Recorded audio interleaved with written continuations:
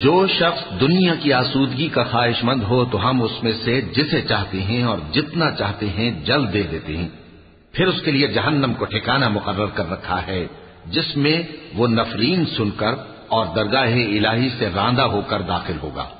اور جو شخص آخرت کا خواستگار ہو اور اس میں اتنی کوشش کرے جتنی اسے لائق ہے اور وہ مومن بھی ہو، تو ایسے ہی لوگوں کی کوشش ٹھکانے لگتی ہے۔ ہم ان کو اور ان کو سب کو تمہارے پروردگار کی بخشش سے مدد دیتی ہیں، اور تمہارے پروردگار کی بخشش کسی سے رکی ہوئی نہیں۔ دیکھو ہم نے کس طرح بعض کو بعض پر فضیلت بخشی ہے، اور آخرت درجوں میں دنیا سے بہت برتر اور برتری میں کہیں بڑھ کر ہے۔ اور اللہ کے ساتھ کوئی اور معبود نہ بنانا کہ ملامتیں سن کر اور بے کس ہو کر بیٹھے رہ جاؤ گے۔ اور تمہارے پروردگار نے ارشاد فرمایا ہے کہ اس کے سوا کسی کی عبادت نہ کرو، اور ماں باپ کے ساتھ بھلائی کرتے رہو۔ اگر ان میں سے ایک یا دونوں تمہارے سامنے بڑھاپے کو پہنچ جائیں تو ان کو اف تک نہ کہنا اور نہ انہیں جھڑکنا، اور ان سے بات ادب کے ساتھ کرنا، اور عجز و نیاز سے ان کے آگے جھکے رہو اور ان کے حق میں دعا کرو کہ اے پروردگار، جیسا انہوں نے مجھے بچپن میں شفقت سے پرورش کیا ہے تو بھی ان کے حال پر رحمت فرما۔ جو کچھ تمہارے دلوں میں ہے تمہارا پروردگار اس سے بخوبی واقف ہے۔ اگر تم نیک ہوگے تو وہ رجوع لانے والوں کو بخش دینے والا ہے۔ اور رشتہ داروں اور محتاجوں اور مسافروں کو ان کا حق ادا کرو، اور فضول خرچی سے مال نہ اڑاؤ کہ فضول خرچی کرنے والے تو شیطان کے بھائی ہیں، اور شیطان اپنے پروردگار کی نعمتوں کا کفران کرنے والا یعنی ناشکرا ہے۔ اور اگر تم اپنے پروردگار کی رحمت یعنی فراخ دستی کے انتظار میں جس کی تمہیں امید ہو ان مستحقین کی طرف توجہ نہ کر سکو تو ان سے نرمی سے بات کہہ دیا کرو، اور اپنے ہاتھ کو نہ تو گردن سے بندھا ہوا یعنی بہت تنگ کر لو کہ کسی کو کچھ دو ہی نہیں، اور نہ بالکل کھول ہی دو کہ سبھی کچھ دے ڈالو، اور انجام یہ ہو کہ ملامت زدہ اور حسرت زدہ ہو کر بیٹھ جاؤ۔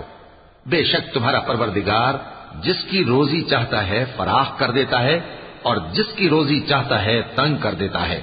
وہ اپنے بندوں سے خبردار ہے اور ان کو دیکھ رہا ہے۔ اور اپنی اولاد کو مفلسی کے خوف سے قتل نہ کرنا، کیونکہ ان کو اور تم کو ہم ہی رزق دیتے ہیں۔ کچھ شک نہیں کہ ان کا مار ڈالنا بڑا سخت گناہ ہے۔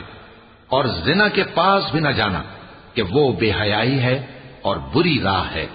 اور جس جاندار کا مارنا اللہ نے حرام کیا ہے اسے قتل نہ کرنا مگر جائز طور پر یعنی بفتوائے شریعت۔ اور جو شخص ظلم سے قتل کیا جائے ہم نے اس کے وارث کو اختیار دیا ہے کہ ظالم قاتل سے بدلہ لے، تو اس کو چاہیے کہ قتل کے قصاص میں زیادتی نہ کرے کہ وہ منصور و فتح یاب ہے۔ اور یتیم کے مال کے پاس بھی نہ پھٹکنا مگر ایسے طریق سے کہ بہت بہتر ہو، یہاں تک کہ وہ جوانی کو پہنچ جائے۔ اور عہد کو پورا کرو کہ عہد کے بارے میں ضرور پرسش ہوگی۔ اور جب کوئی چیز ناپ کر دینے لگو تو پیمانہ پورا بھرا کرو، اور جب تول کر دو تو ترازو سیدھی رکھ کر تولا کرو۔ یہ بہت اچھی بات اور انجام کے لحاظ سے بھی بہت بہتر ہے۔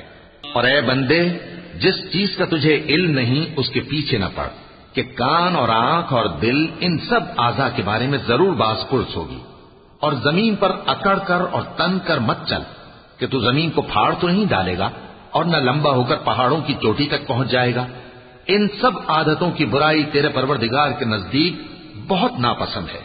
اے پیغمبر، یہ ان ہدایتوں میں سے ہیں جو اللہ نے حکمت کی باتیں تمہاری طرف وحی کی ہیں، اور اللہ کے ساتھ کوئی اور معبود نہ بنانا کہ ایسا کرنے سے ملامت زدہ اور راندہ درگاہ بنا کر جہنم میں ڈال دیے جاؤ گے۔